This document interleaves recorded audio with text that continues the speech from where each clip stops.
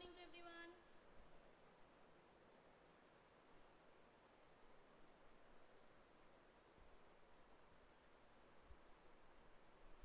আচ্ছা, আজ তোমাদের সাথে গ্রামার ক্লাস নিয়ে আলোচনা করব। ওকে, very good morning. Hope you all are fine.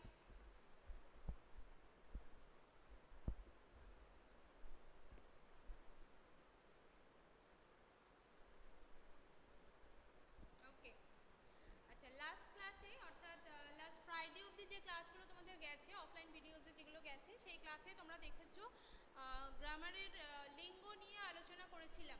লিঙ্গ অধ্যায়টা নিয়ে আমরা আলোচনা শুরু করেছিলাম এবং আমাদের টেক্সটে চলছিল অনুভব 1940 কবিতাটার প্রশ্নোত্তর পর্ব আমরা একদম শেষ পর্যায়ে পৌঁছে গেছি। আর কিছু ব্যাকরণগত অংশ তোমাদের বাকি ছিল, সেগুলো আমি করিয়েছিলাম এবং আই হোপ ওগুলো ওই ভিডিওটা তোমরা পেয়ে যাবে। আচ্ছা, তো অনুভব নিয়ে আশা করি কোনো ডাউট নেই তোমাদের, কারণ তোমরা পোর্টালেও আমাকে কিছু প্রশ্ন করোনি। তো আজ আমরা লিঙ্গ অধ্যায়টা যেহেতু একবার আমি অফলাইনে তোমাদের পড়িয়েছি, আজকে লিঙ্গটা পুরোটা আমরা আলোচনাটা শুরু করব এবং যদি তোমাদের কোনো রকম কোনো প্রশ্ন থাকে তাহলে আমাকে নিশ্চয়ই করবে এবং সেক্ষেত্রে লিঙ্গ নিয়ে আমি আরেকবার তোমাদের সমস্যার সাথে সাথে আলোচনা করব এবং তার সাথে নিজেদের কোনো ডাউট থাকলে সেটা নিয়েও হ্যাঁ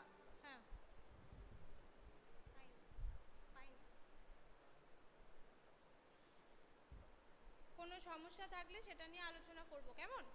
তো প্রথমেই আমি আগের দিন ক্লাসে তোমাদের যেটা বুঝিয়েছিলাম, লিঙ্গ কথাটার অর্থ হচ্ছে চিহ্ন।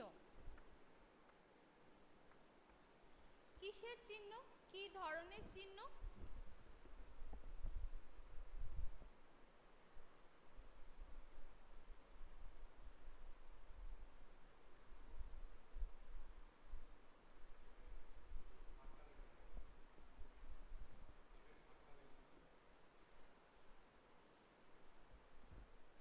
লিঙ্গ কথার অর্থ বলেছিলাম চিহ্ন, এবং যে চিহ্ন দ্বারা স্ত্রী পুরুষ আলাদা করা যায় তাকে বলা হয়েছিল লিঙ্গ। কেমন? যে চিহ্নের দ্বারা আমরা স্ত্রী এবং পুরুষ উভয়কে আলাদা করতে পারি তাকে বলা হয়ে থাকে লিঙ্গ। এবং অবশ্যই এই লিঙ্গের প্রকারভেদ অনুযায়ী তোমাদের দেখিয়েছিলাম লিঙ্গের 4 রকম ভাগ: পুংলিঙ্গ, স্ত্রীলিঙ্গ, উভয় লিঙ্গ এবং শেষ ভাগটা ছিল ক্লীবলিঙ্গ। ঠিক আছে, তো এইভাবে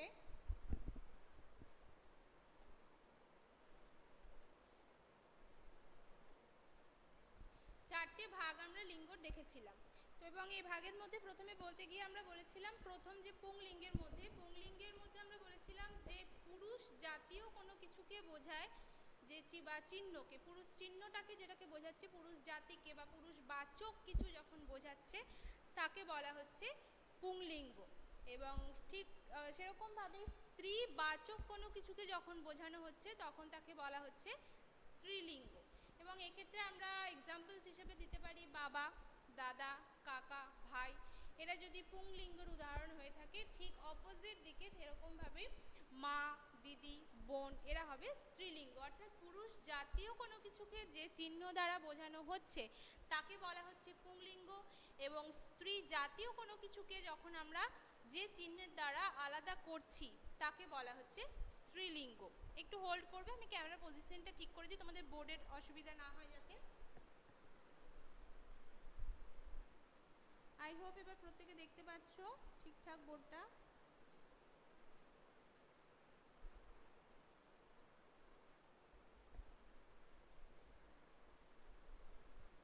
ওকে, switch off your front camera, switch off your front camera Srija. Okay, fine. তো ক্লীবলিঙ্গের মধ্যে আসছে উভয় লিঙ্গ 3 নম্বরে। উভয় লিঙ্গের ক্ষেত্রে বোঝাচ্ছে, উভয় কথাটার অর্থ হচ্ছে বোথ, অর্থাৎ পুরুষ এবং স্ত্রী। Mehtab, switch off your front camera বেটা। পুরুষ এবং স্ত্রী উভয়কে বোঝাচ্ছে যে লিঙ্গ তাকে বলা হচ্ছে উভয় লিঙ্গ। অর্থাৎ সেটা দিয়ে আমি পুরুষ জাতিকেও বোঝাতে পারি বা স্ত্রী জাতিকেও বোঝাতে পারি। সেক্ষেত্রে আমার এটা বলা হচ্ছে উভয় লিঙ্গের অর্থ হচ্ছে পুরুষ এবং স্ত্রী উভয়কেই বোঝাচ্ছে। এবং নেক্সট হচ্ছে ক্লীবলিঙ্গ। ক্লীবলিঙ্গ কথাটার অর্থ আমি বলেছিলাম আগের দিন যে পুংলিঙ্গ, স্ত্রীলিঙ্গ এবং উভয় লিঙ্গ, এই তিনটে লিঙ্গ হচ্ছে প্রাণীবাচক সমস্ত কিছুকে বোঝাতে। ঠিক আছে, প্রাণীবাচক যা কিছুকে বোঝাবে তারা এই তিনটে বোঝাবে।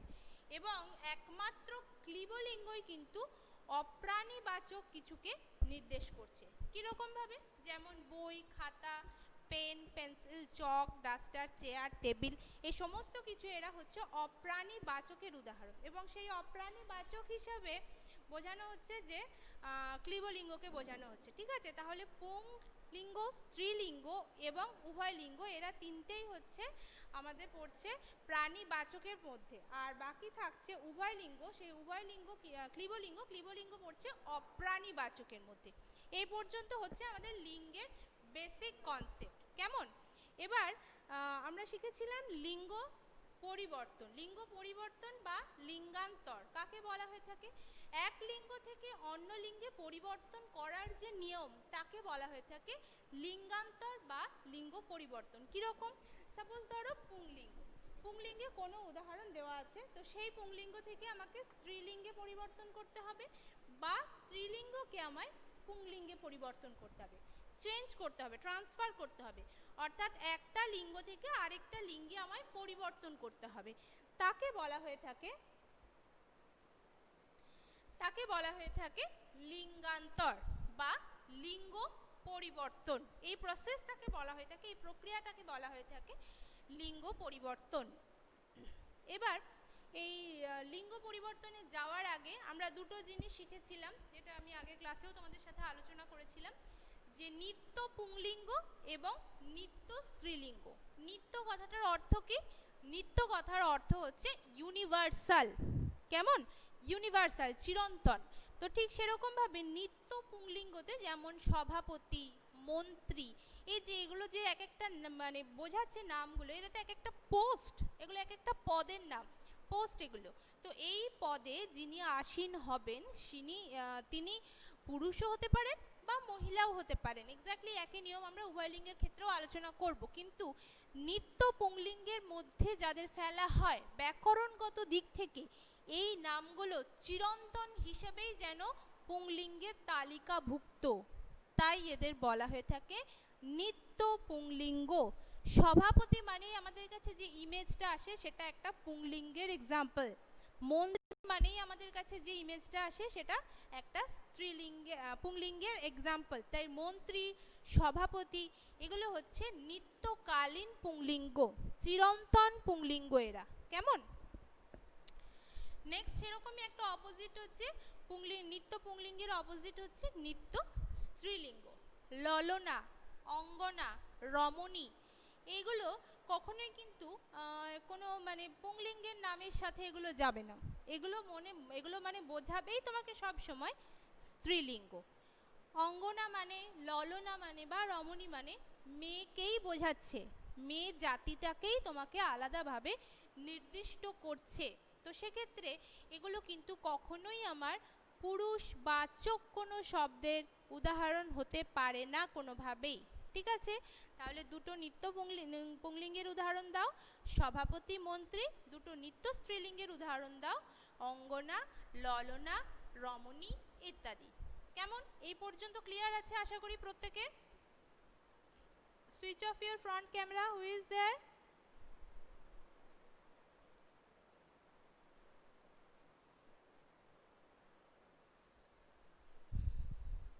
ওকে, এবার আমরা এই যে বললাম লিঙ্গান্তর বা লিঙ্গ পরিবর্তন, এই লিঙ্গ পরিবর্তনের তো নিশ্চয়ই হুট করে কোনো লিঙ্গ পরিবর্তন এরকমভাবে হতে পারে না। প্রত্যেকটার ক্ষেত্রে তোমরা জানো ব্যাকরণগত দিক থেকে প্রত্যেকের কিছু নিজস্ব নিয়মাবলী আছে, বিশেষ ধরনের কিছু রীতিনীতি আছে, যে নিয়মগুলো, যে রীতিনীতিগুলো মেনে আমাদের চলতে হয়, ব্যাকরণের নিয়মগুলো আমাদের অবশ্যই মেনে চলতে হয়। তো সেক্ষেত্রে এরকমই লিঙ্গ পরিবর্তনের ক্ষেত্রেও আমরা কিছু নিয়ম দেখব। কীরকম নিয়ম দেখব? প্রথম নিয়মটা হচ্ছে, it's okay Bishnu, it's okay. প্রথম নিয়মটা হচ্ছে পৃথক শব্দ বসিয়ে। পৃথক কথাটার অর্থ হচ্ছে আলাদা। তাহলে পৃথক শব্দ বসিয়ে, অর্থাৎ যেটা আমার পুংলিঙ্গ বা যেটাই লিঙ্গ পরিবর্তন করতে দেওয়া হোক না কেন, যে কোনো ক্ষেত্রেই, হয়তো এটা স্ত্রীলিঙ্গ থেকে পুংলিঙ্গ বা পুংলিঙ্গ থেকে স্ত্রীলিঙ্গ, যে শব্দটা আমার থাকবে লিঙ্গ পরিবর্তন করতে যাকে বলা হবে তার থেকে আমাদের অন্য শব্দ পড়াতে হবে। What happen Mehta? নিত্য পুংলিঙ্গ বুঝতে পারোনি? মেহতা ভাই একটু ডিটেলসে বলো কি জানতে চাইছো, বুঝিয়ে দিচ্ছি আমি। ওকে, পৃথক শব্দের পয়েন্টটা আলোচনা করে নিয়ে তোমার নিত্য পুংলিঙ্গের আলোচনায় আসছি, কেমন? পৃথক শব্দ বসিয়ে আমাকে লিঙ্গ পরিবর্তন করতে হবে। পৃথক মানে বললাম আমি আলাদা। সাপোজ ধরো বাবা, কেমন? বাবা শব্দটা স্ত্রীলিঙ্গ রূপ কি হবে? মা। বাবা পুংলিঙ্গবাচক শব্দ, তার স্ত্রীলিঙ্গবাচক রূপ কি হবে? মা। তাহলে এই যে বাবা আর মা দুটো পুরোপুরি আলাদা শব্দ, পৃথক শব্দ। তো এদের কারোর সাথে কারোর শব্দগত দিক থেকে কোনো রকম কোনো সম্বন্ধ পাচ্ছ কি? পাচ্ছ না। যেমন আমি যদি বলি কবি, কবি পুংলিঙ্গ হলে তার স্ত্রীলিঙ্গ আমি বলতে পারি মহিলা কবি। এই যে কবি ওয়ার্ডটা আমার দুটো ক্ষেত্রে কমন থাকছে, এক্ষেত্রে শুধু মহিলা শব্দটা আমি আলাদা করে অ্যাড করছি, ঠিক। কিন্তু এখানে সেই জিনিসটা ঘটছে না। পৃথক শব্দ নির্বাচনের ক্ষেত্রে কিন্তু সেই জিনিসটা ঘটছে না। বাবা মা পুরোপুরিভাবে আলাদা আমি শব্দ বসাচ্ছি। দাদা দিদি, ভাই বোন, ছেলে মেয়ে, এইভাবে, বা ছেলে বউ, পুত্র পুত্রবধূ, বর বউ, দিদি জামাইবাবু, ঠাকুরদা ঠাকুরমা, শ্বশুর শাশুড়ি। তাহলে এইভাবে প্রত্যেকটা দেখো, প্রত্যেকটা শব্দেরই পৃথক পৃথকভাবে শব্দ আমি বসিয়ে লিঙ্গ তার পরিবর্তন করছি, এবং এই কারণে এই নিয়মটাকে বলা হচ্ছে পৃথক শব্দ বসিয়ে লিঙ্গান্তর। অর্থাৎ পৃথক কোনো শব্দ বসিয়ে আলাদা কোনো শব্দ বসিয়ে লিঙ্গ পরিবর্তনের একটা লিঙ্গান্তরের একটা নিয়ম হিসেবে বিবেচ্য হয়। বেশ, এবারে আসি মেহতাবের প্রশ্নে। মেহতাব প্রশ্ন করেছে নিত্য পুংলিঙ্গ কি, জিনিসটা বুঝতে পারিনি। মেহতাব ভালো করে শোনো, শুধু মেহতাব না বাকিরাও। নিত্য কথাটার অর্থ আমি বলেছিলাম ইউনিভার্সাল, অর্থাৎ চিরন্তন, যেটার কিন্তু আর কোনো রকম কোনো পরিবর্তন নেই, ঠিক আছে? তো চিরন্তন ভাবেই কিছু শব্দ পুংলিঙ্গ, চিরন্তন ভাবেই কিছু শব্দ স্ত্রীলিঙ্গ, এদের কোনোভাবেই এদের ইমেজের পরিবর্তন হয় না। সভাপতি শব্দটার অর্থ সবসময় আমাদের কাছে পুংলিঙ্গবাচক, পুরুষ জাতীয় কোনো কিছুকে বোঝাচ্ছে সভাপতি। মন্ত্রী, এই ইমেজটাই থেকে যাচ্ছে একটা পুংলিঙ্গবাচক।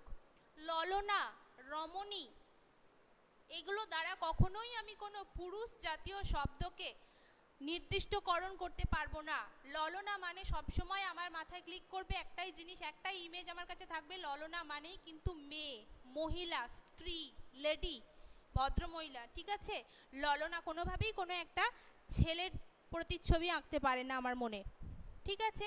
তো ঠিক এরকমভাবেই কিছু শব্দ রয়ে গেছে বাংলা ব্যাকরণে, যেগুলো কিন্তু শুধুমাত্র সেই নির্দিষ্ট প্রজাতি বলি বা নির্দিষ্ট সম্প্রদায় বলি না কেন, সেই নির্দিষ্ট কিছু ইমেজকে কিন্তু তারা সেইভাবেই ধরে রেখেছে।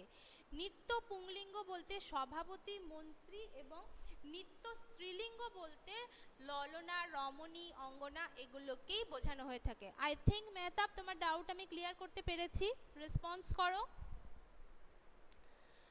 এই অবধি প্রত্যেকে বুঝতে পেরেছো নিশ্চয়ই?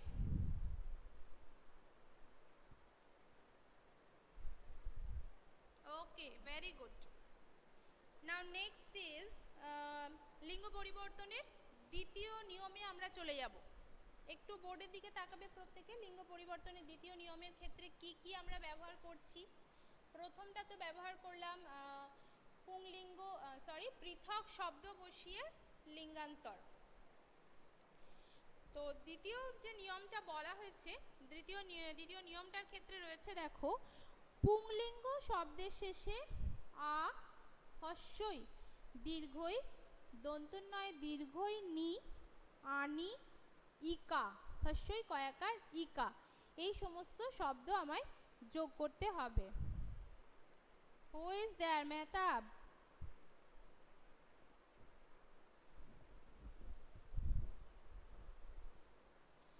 কি কি নিয়ম বলছে দেখো, পুংলিঙ্গ বাচক যদি কোনো শব্দ থাকে আমার কাছে লিঙ্গ পরিবর্তনের অপশন হিসেবে, সেক্ষেত্রে আমায় সেই লিঙ্গ পরিবর্তনটা কিভাবে করতে হবে, সেই পুংলিঙ্গ শব্দটার শেষে। এক্ষেত্রে দেখো এই নিয়মটার একটা সুবিধাও আমি বলবো। কীরকম সুবিধা, যে সমস্ত শব্দগুলোর ক্ষেত্রে আ, হস্যই, দীর্ঘই, দন্তন্বয়ে দীর্ঘই, আনি এবং ইকা, এগুলো যখন কোনো স্ত্রীলিঙ্গ জাতীয় শব্দ শেষে তুমি যখন এই শব্দগুলো পাবে, তখন যদি তোমার পুংলিঙ্গ করার থাকে তুমি কিন্তু খুব সহজে ওই স্ত্রীলিঙ্গ থেকে পুংলিঙ্গে পরিবর্তনটা করতে পারবে। রাইট, আমি আরেকটু ক্লিয়ার করে বলি। এখানে উদাহরণটাতে বলা আছে যে এই সমস্ত শব্দগুলো আমার পুংলিঙ্গ শব্দের শেষে থাকলে সেই শব্দের শেষে এই শব্দগুলো আমি পুংলিঙ্গের শেষে যোগ করে এরকম একটা স্ত্রীলিঙ্গ পেতে পারি। এবার দেখো আমরা উদাহরণের ক্ষেত্রে কীরকমভাবে আমরা ব্যবহার করতে পারি। যেমন ধরো কিছু শব্দের ক্ষেত্রে আকার যোগে কিছু শব্দ, যেগুলোকে আমরা অকারান্তের যে পুংলিঙ্গ সেগুলোর মধ্যে আমরা দীর্ঘই এটা যোগ করব। এগুলোকে অ্যাকচুয়ালি প্রত্যয় বলা হয়ে থাকে। ধরো ছাত্র, তো এখানে আমি নিঃসন্দেহে ছাত্রী এই কথাটা ব্যবহার করতে পারি, ঠিক আছে। এবং এখানে কিন্তু দেখো দীর্ঘইটা এখানে যোগ হয়েছে। আচ্ছা, একটা বাই মিস্টেক আমার একটা জিনিস স্কিপ করে গেছি, সেটা হচ্ছে পৃথক শব্দবিশেষের ক্ষেত্রে আমরা যে শব্দগুলো প্রথম যে উদাহরণ দিলাম সেই উদাহরণগুলো আমাদের সবগুলোই ছিল কিন্তু বাংলা শব্দ থেকে। কেমন? বাংলা শব্দ ভাণ্ডার এমন একটা শব্দ ভাণ্ডার বাংলা ভাষা, যেখানে বিভিন্ন ভাষার কিন্তু সংমিশ্রণ ঘটেছে। সংস্কৃত ভাষা, বিদেশি ভাষা। বিদেশি ভাষা কীরকম? বিদেশি ভাষা দেশি ভাষা আছে, বিদেশি ভাষা আছে, সংস্কৃত ভাষা আছে। বিদেশি ভাষার মধ্যে অনেক ক্ষেত্রে ইংরেজি ভাষা, আচ্ছা ফরাসি ভাষা, পর্তুগিজ ভাষা, আরবি ভাষা, এরকম বিভিন্ন ভাষার কিন্তু সংমিশ্রণ ঘটেছে আমাদের বাংলা ভাষার মধ্যে। কেমন? এই বাংলা ভাষার শব্দকোষ যে কারণে এত বিশাল, এবং কিছু কিছু শব্দ আছে দেখবে যে শব্দগুলোর তো মানে সেই অর্থে বাংলা মানেটা করা যায় না, কিন্তু সেই ইংরেজি হিসেবেই সেই শব্দগুলো আমাদের বাংলা শব্দের ভাণ্ডারে স্থান নিয়ে নিয়েছে এবং ওই শব্দগুলোতেই উচ্চারণে আমরা অভ্যস্ত হয়ে গেছি। তো যেহেতু আমি পৃথক শব্দ বসিয়ে নিয়মের বাংলা শব্দগুলোর উদাহরণ দিয়ে কিছু নিয়ম তোমাদের সাথে শেয়ার করলাম, উদাহরণ কিছু শেয়ার করলাম, তো ঠিক সেরকমভাবে কিছু সংস্কৃত শব্দগুলো আমরা আলোচনা করি।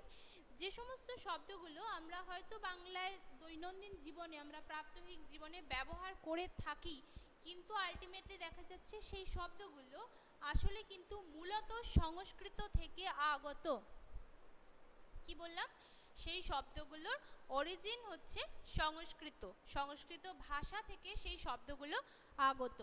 যেমন পুরুষ কথাটা আমরা বাংলায় ব্যবহার হতে হতে আমাদের বাঙালির মুখে মুখে কথাটা প্রচলিত একটা কথা হয়ে গেছে পুরুষ শব্দটা।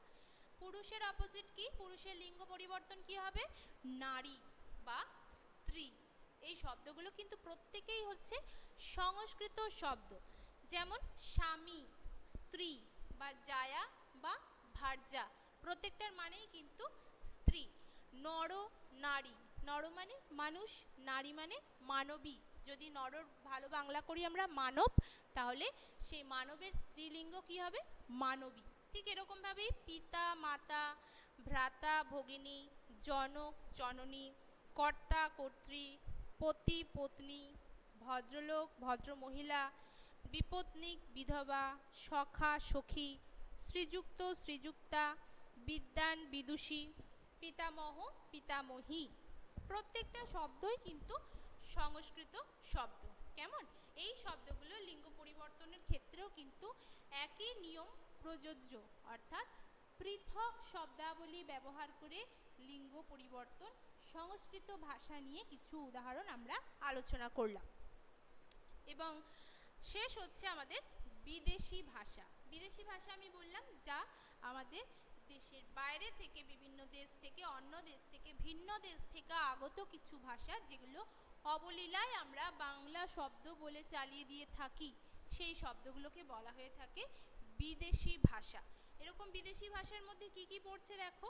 এক্ষেত্রেও কিন্তু একই নিয়ম। কি নিয়ম না, এখানে আমাকে কিন্তু পৃথক শব্দ বসেই কিন্তু ব্যবহার করতে হবে লিঙ্গ পরিবর্তনগুলো। কীরকম দেখো, লর্ড, লাট, লর্ড বা লাট যেটাই হোক না কেন, তার স্ত্রীলিঙ্গের রূপ হচ্ছে কিন্তু লেডি। ঠিক আছে, সাহেব, মেম, বিবি বা সাহেবা কথাটাও ব্যবহৃত হয়ে থাকে। নবাব, বাদশাহ, বেগম, গোলাম, বাঁদি, মিয়া, বিবি, চাকর, ঝি, খানসামা, আয়া। এগুলো প্রত্যেকটাই কিন্তু দেখো বিভিন্ন শব্দ ভাণ্ডার থেকে এসেছে। তোমরা বড় হলে পরবর্তীকালে আরও জানতে পারবে ভাষা সম্পর্কে আলোচনার ক্ষেত্রে। এখন এই পর্যন্ত এইটুকুই জেনে রাখো যে সংস্কৃত শব্দ হলে মোটামুটি কোন শব্দগুলো, যাতে একটু দেখে তোমরা চিহ্নিত করতে পারো যে না এই শব্দগুলো সংস্কৃত শব্দ বা এই শব্দগুলো বিদেশি শব্দ। কেমন? তো পৃথক নিয়মের ক্ষেত্রে আমরা তিনটে ভাষা নিয়ে আলোচনা করলাম, তিনটে শব্দ নিয়েই আলোচনা করলাম, বাংলা শব্দ, সংস্কৃত শব্দ এবং বিদেশি শব্দ। এই পর্যন্ত কারোর কোনো ডাউটস থাকলে, কারোর কোনো প্রশ্ন থাকলে করতে পারো।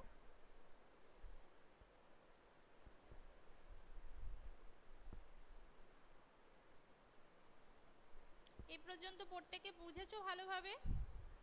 আশা করি প্রত্যেকে বুঝতে পেরেছো।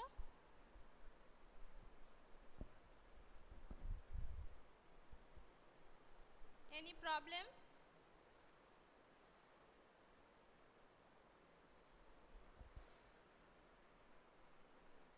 মেহতাব কি লিখেছো? ম্যাম, ইজ দেয়ার ভাষা কল্ড দেশি ভাষা? দেশি ভাষা বলবো না, ভাষাটা বাংলা ভাষাই, দেশি শব্দ।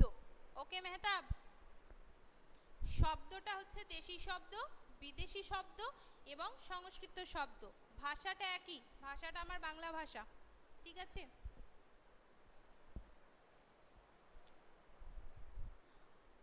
অরণি আর মেহতাব, অনেকদিন পর্যন্ত কোনো কিছু সাবমিট করনি প্রজেক্ট, আমি বারবার তোমাদের ওয়ার্ন করছি, কিন্তু বারবার তোমাদের ওয়ার্ন করছি প্রজেক্টটা সাবমিট করো, অ্যাসাইনমেন্ট বা হোমওয়ার্ক যেটাই রয়েছে সাবমিট করো। লাস্ট ভিডিওস থেকে কালেক্ট করো, কালেক্ট করে ওগুলো সাবমিট করো, চেষ্টা করো।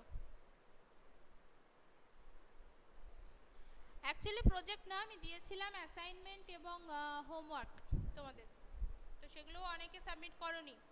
ধৃতি বাই মিস্টেক প্রজেক্ট বললাম, ওটা অ্যাসাইনমেন্ট বা হোমওয়ার্ক। ওকে,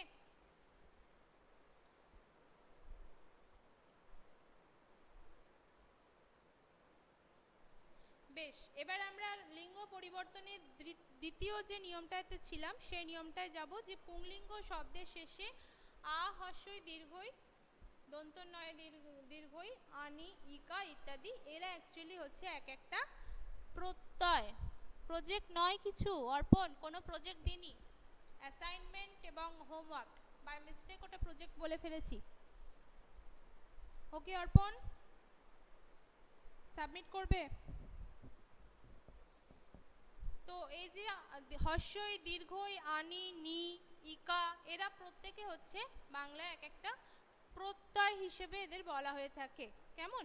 এই প্রত্যয়গুলো পুংলিঙ্গের সাথে যোগ করে আমরা স্ত্রীলিঙ্গ করতে পারি, অর্থাৎ লিঙ্গ পরিবর্তনের ক্ষেত্রে এটা একটা বড়সড় নিয়ম, যে আমি পৃথক শব্দ ছাড়াও লিঙ্গ পরিবর্তন করতে পারি এই প্রত্যয় যোগ করে। ঠিক আছে, এবার এসো দেখি পেজ নাম্বার 71টা দেখো।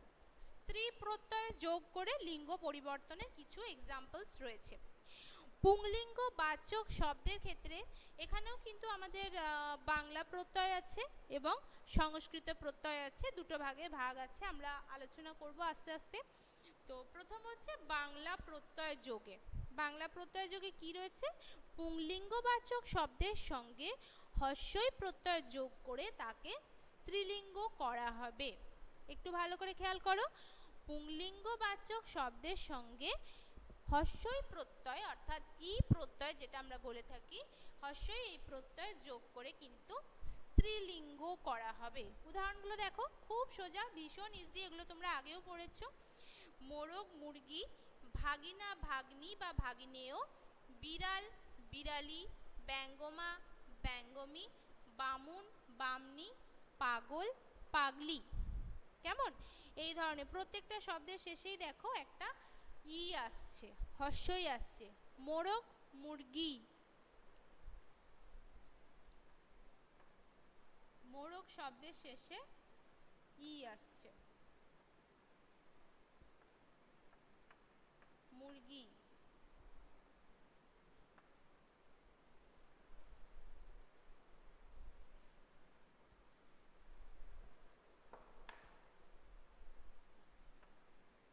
মামা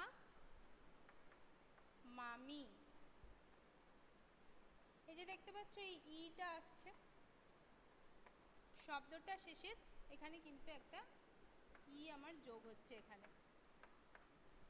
তাহলে ভীষণ ইজি নিয়ম, খুব সোজা এই নিয়মটা। কি করব না, পুংলিঙ্গবাচক শব্দের ক্ষেত্রে আমি শব্দের শেষে হর্ষইকার যোগ করে বা হর্ষই প্রত্যয় যোগ করে কিন্তু তাকে স্ত্রীলিঙ্গে কনভার্ট করতে পারি।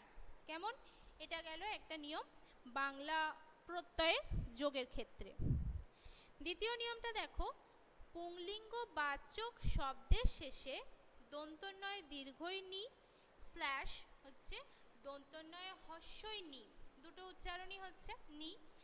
আনি, আ দন্তন্বয় হর্ষই আনি, ইনি হর্ষই দন্তন্বয় হর্ষই ইনি, উনি এবং ইনি এবং উনি, এইরকম বিভিন্ন প্রত্যয় যোগ করে কিন্তু স্ত্রীলিঙ্গ করা যেতে পারে। অনেক সময় কোনো স্ত্রীলিঙ্গর ক্ষেত্রে আমরা দেখে থাকি এই ইনি উনি এই সমস্ত এই উচ্চারণগুলো কিন্তু শব্দের মধ্যে এসে থাকে। তো সেক্ষেত্রে নিয়মের একটাই কিন্তু সূত্র রয়েছে, কীরকম, যে পুংলিঙ্গ শব্দের শেষে দন্তন্বয় দীর্ঘই নি, দন্তন্বয় হর্ষই নি, আনি উনি ইকা এই সমস্ত ইনি এই প্রত্যয়গুলো যোগ করে স্ত্রীলিঙ্গ করা যায়। যেমন নাতি, নাতি যদি আমার পুংলিঙ্গ হয়ে থাকে তাহলে এক্ষেত্রে তার স্ত্রীলিঙ্গের রূপ কি হবে, তার স্ত্রীলিঙ্গের রূপ হবে নাতনি। তাহলে এখানে দন্তন্বয় হর্ষই নি, দন্তন্বয় হর্ষই নি কিন্তু এখানে আমার স্ত্রীলিঙ্গ হতে সাহায্য করলো দন্তন্বয় হর্ষই নি শব্দটা। কেমন? ঠিক সেরকমই আরো উদাহরণ দেখো, দুঃখী,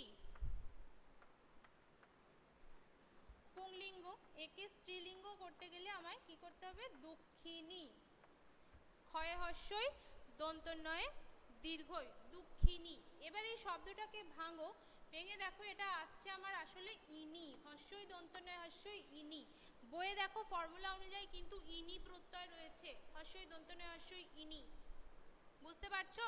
বোঝাতে পারছি আমি প্রত্যেককে যে এখানে নি প্রত্যয় যোগ হয়েছে, এখানে ইনি প্রত্যয় যোগ হয়েছে। দুঃখিনী শব্দটা একটু ভালো করে ভাঙো, ভেঙে দেখো শেষে দুঃখিনী, ওই ইনি কথাটা বোঝানো যাচ্ছে ঠিক সেরকম ভাবে। ঠিক সেরকম ভাবে ভিখারি ভিখারিনী, পাগল পাগলিনী, সাপ সাপিনী, কামার কামারনি, বেআই বেয়ান বা বেয়ান বা বেআইনি বলছে, কায়েত কায়েতিনী, বেদে বেদেনি। প্রত্যেকটা শব্দের শেষেই কিন্তু নি কথাটা আসছে, সেটা দন্তনয় হর্ষই নি হতে পারে, দন্তনয় দীর্ঘই নি হতে পারে, এবং ইনি এই উচ্চারণটা আসছে। একটু ভালো করে প্রনাউন্সিয়েশন করলে বুঝতে পারবে এই ইনি কথাটা আসছে। তাহলে এখানে এটুকু ক্লিয়ার হলো, দন্তনয় হর্ষই নি, দন্তনয় দীর্ঘই নি এবং আনি ইনি উনি। বাংলা সব প্রত্যয় যোগে স্ত্রী প্রত্যয় যোগে লিঙ্গ পরিবর্তন আজ আমাদের এখানেই শেষ করছি। পরবর্তী অফলাইন ভিডিওজে আমি আবার লিঙ্গ পরিবর্তনে তোমাদের যে আরও নিয়মগুলো রয়েছে, পরবর্তী যে নিয়মগুলো সেগুলো নিয়ে আলোচনা করব। এবং যদি কোনো রকম কোনো ডাউটস থাকে তোমরা করতে পারো, কোনো প্রশ্ন থাকলে। আজ এই পর্যন্তই করব, সময় শেষ হয়ে গেছে আমাদের। আশা করি প্রত্যেকে বুঝতে পেরেছো। মানডে থেকে তোমাদের এক্সাম, তাই তো? Best of luck for your exam to everyone. খুব ভালো করে পরীক্ষা দিও আর রেগুলার ক্লাসগুলো ফলো করো।